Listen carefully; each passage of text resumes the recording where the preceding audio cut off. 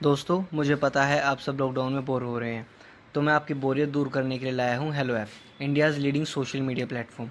Hello app पे आपको मिलेंगे trending news, funny, educational, cooking, dance और भी बहुत सारे वीडियोस। इसके अलावा latest updates of your favourite celebrities. तो देर किस बात की है, अभी डाउनलोड करो हेलो ऐप और करें अपनी बोरियत का खात्मा।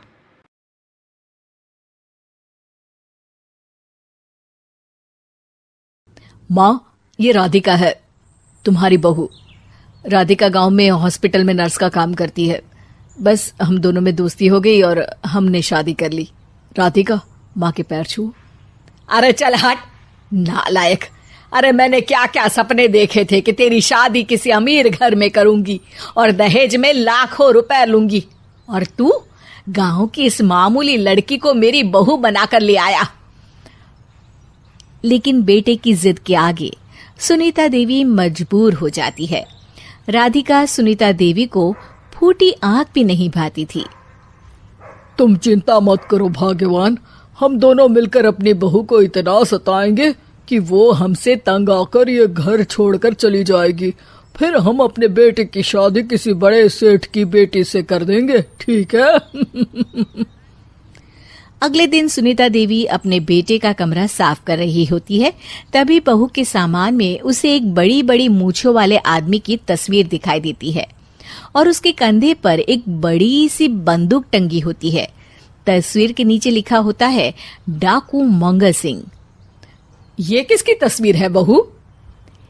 ये मेरे पिताजी की तस्वीर है। बस फिर क्या था, ये सुनते ही सुनीता देवी के हाथ पैर कांपने लगते हैं। वो भागती हुई सीधा अपने पति के कमरे में जाती है। अरे गजब हो गया जी, गजब। अरे क्या हो गया भाग्यवान? हमारी बहू एक मशहूर डाकू मंगल सिंह की बेटी है। हे भगवान, अब क्या होगा? क्या कहा? डाकू मंगल सिंह? अरे मर गए रे।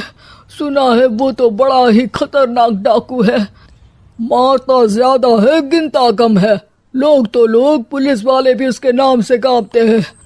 अरे सुना है वो तो हर हफ्ते 2-4 लोगों का ऊपर का टिकट कटवा ही देता है। हे भगवान, अब हम क्या करेंगे? ये हमारे नालायक बेटे ने कैसी मुसीबत हमारे गले बांध दी। हाँ वो तो है, अगर हमने बहू को जरा भी तकलीफ दी तो उसका बाप मंगल सिंह हमें गोली से उड़ा देगा। अब जो मैं कहता हूँ उसे ध्यान से सुनो। तुम बहू से बिल्कुल घर के काम मत करवाना, और ध्यान रहे उसे किसी प्रकार की तकलीफ नहीं होनी चाहिए, समझ गई ना? और ऐसा ही होता है। अगले दिन सुनीता देवी रसोई में खाना बना रही होती है कि तभी, ये क्या माँ जी, मेरे रहते आप खाना बना रही हैं? चलिए हटिए, मैं खाना बना देती हूँ। अरे नहीं नहीं बहू, तू यहाँ क्यों आ गई? जा, तू अपने कमरे में जाकर आराम कर, मैं खाना बना लूंगी। सुनीता देवी जिद करके राधिका को भेज देती है। फिर एक दिन, अरे फर्श पर कितनी धूल जमी है, माँ जी देखेंगी तो नाराज हो जाएंगी, मैं अभी यहाँ पोछा लगा देती हूँ। राधिका जैसे ही पोछा लगाने लगती है कि तभी उसके ससुर की नजर उस पर पड़ती है। बंसीलाल भागता हुआ वहां आता है। अरे नहीं नहीं बहू, तुम ये क्या गजब कर रही हो? बहू तो बेटी समान होती है, और हम ना अपनी बेटियों से काम नहीं करवाते। तुम आराम से बैठकर यूट्यूब पर किड लॉजिक चैनल की सास बहू की कहानियां देखो। वो लोग ना बहुत अच्छी अच्छी कहानियां बनाते हैं। सच? आप देखते हैं? अरे मैं तो रोज देखता हूँ।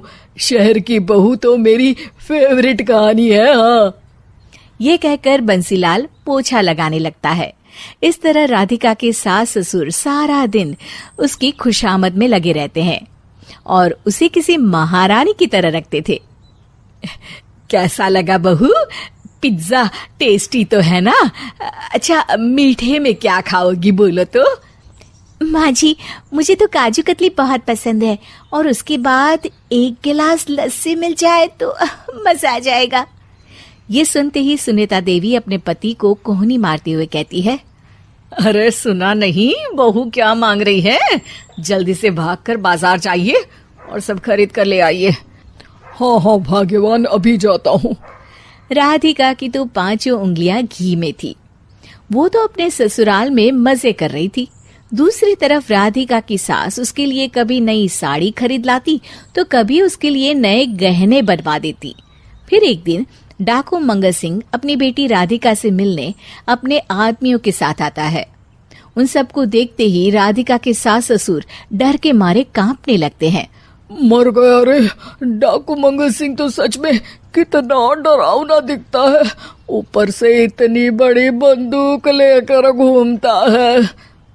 कैसे हैं समधी जी?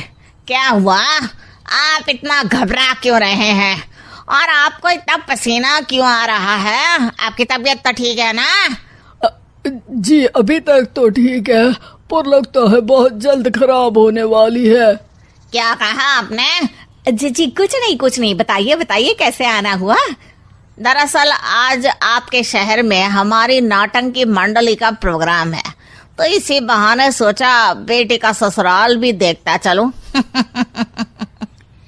ये सुनते ही राधिका के सास ससुर हैरान हो जाते हैं। क्या कहा? आप नौटंकी में काम करते हैं? हाँ माँ जी, पिताजी डाकू की एक्टिंग बहुत अच्छी करते हैं, उन्हें तो कई अवार्ड भी मिल चुके हैं। और ये बंदूक, ये तो असली लगती है। तभी राधिका के पिताजी अपनी नकली मूंछ निकालते हुए कहते हैं,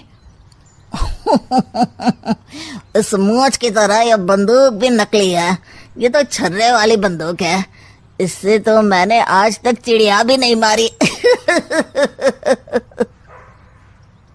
और खोदा पहाड़ निकला चूहा, इसका बाप तो मामूली नौटंकी वाला निकला और हम इससे डर कर बहू की नौकरों की तरह सेवा कर रहे थे। आपने सही कहा जी, इसके पीछे मेरे कितने पैसे खर्च हो गए और काम कर करके मेरी तो कमर टूट गई सो अलग। अरे बहू, तूने अपने पिताजी के बारे में हमें पहले क्यों नहीं बताया?